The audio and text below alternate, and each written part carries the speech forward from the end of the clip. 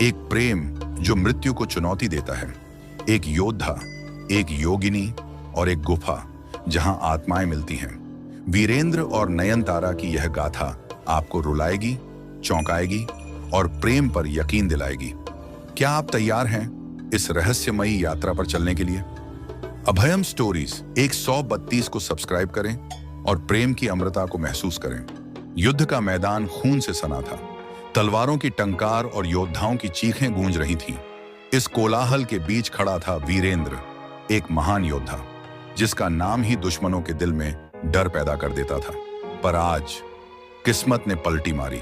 घायल और थका हुआ वीरेंद्र जंगल की गहराइयों में जा छुपा और जा पहुंचा एक रहस्यमयी गुफा में, जिसका द्वार लताओं से ढका था, मानो पहाड़ कोई रहस्य छिपा रहा हो।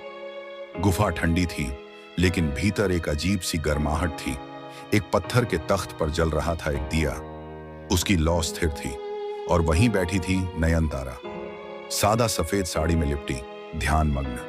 उसका चेहरा जैसे चांदनी में नहाया हो, शांत लेकिन अलौकिक। वीरेंद्र ठिठक गया।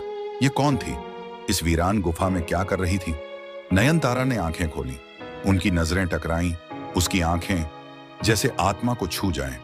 मैं तुम्हारा इंतजार कर रही थी। उसकी आवाज हवा में बहती कोई धुन सी। वीरेंद्र चौंक गया। इंतजार? उसका? उसे तो कभी देखा भी नहीं, लेकिन उसके शब्दों ने कुछ जगा दिया। एक धुंधली सी याद जो मन के किसी कोने से सरक आई। रात गहराने लगी। दिए की रोशनी में नयनतारा ने एक कथा सुनाई। पिछले जन्म में उसने कहा, तुम मेरे थे और मैं तुम्हारी। तुमने वादा किया था कि लौटोगे चाहे कुछ भी हो जाए। मैंने वह वादा निभाया, यहीं तुम्हारा इंतजार करते हुए। वीरेंद्र हंसा। योद्धा परियों की कहानियों में विश्वास नहीं करते, लेकिन उसकी आंखों में जो सच्चाई थी वो किसी भी तलवार से तीखी थी। और फिर यादें लौटने लगीं। उसका स्पर्श, उसका हंसना और वो रात जब तारे गवाह थे एक वादे के। बाहर युद्ध की आहट तेज हो रही थी। दुश्मन पास थे।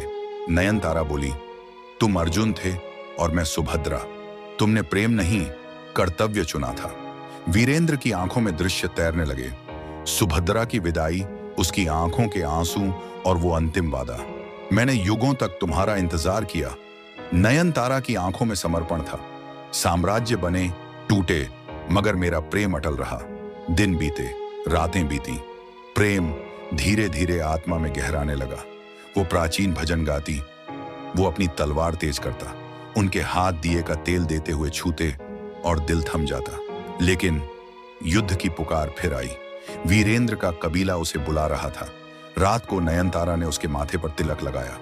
अगर जाओ, उसने कहा, तो वादा करो कि लौटोगे, चाहे अगले जन्म में। वीरेंद्र ने शपथ ली, अगर मरूंगा तो तुम्हारे पास लौटूंगा। युद्ध का मैदान एक तूफान बन चुका था। वीरेंद्र लड़ा। हर बार में उसे नयनतारा की आंखें याद आती। मैं लौटूंगा, उसने बुदबुदाया। लेकिन नियति क्रूर थी। एक तीर उसके सीने को भेद गया। वह गिरा और अंतिम सांस में बस यही कहा, मैं तुम्हें ढूंढूंगा। गुफा में नयनतारा को एक टीस हुई। उसकी साधना टूटी। उसने जाना। वीरेंद्र चला गया, मगर वह हारी नहीं। उसने फिर दिया जलाया, फिर उसी तख्त पर बैठ गई। मैं इंतजार करूंगी, उसकी आवाज गूंज बन गई। साल बीतते गए, दुनिया बदल गई, मगर नयनतारा वैसी की वैसी रही। गांव वाले उसे एक देवी मानने लगे, प्रेम की देवी। एक रात तूफान में एक युवक गुफा में आया। नाम था आर्यन, एक कॉलेज छात्र।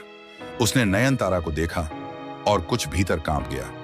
नयनतारा उसके मुंह से बिना सोचे निकल पड़ा। आर्यन को दृश्य दिखने लगे, वीरेंद्र, युद्ध, दिया और वादा। नयनतारा ने उसे बताया, तुमने वादा निभाया। उसकी आंखों से आंसू बह निकले। अब मैं मुक्त हूं, लेकिन तुम्हें जीना है। हम फिर मिलेंगे अगले जन्म में। और वह तारों में विलीन हो गई। गुफा में रह गया आर्यन, मगर वह अकेला नहीं था। उसमें जीवित था नयनतारा का प्रेम। वह गुफा से निकला, हृदय में एक अमर कथा लिए, क्योंकि प्रेम कभी मरता नहीं, वो सिर्फ इंतजार करता है। दोस्तों, ये कहानी आपको कैसी लगी? क्या आप इस तरह की वीरेंद्र और नयनतारा की कहानी और भी सुनना चाहेंगे? हमें कमेंट्स में जरूर बताइएगा। और हाँ, अगर आपको यह कहानी पसंद आई तो हमारे चैनल अभयम स्टोरीज 132 को लाइक करें, शेयर करें और सब्सक्राइब करना ना भूलें, ताकि आप ऐसी ही और रहस्यमयी कहानियां सुनते रहें। आपका धन्यवाद।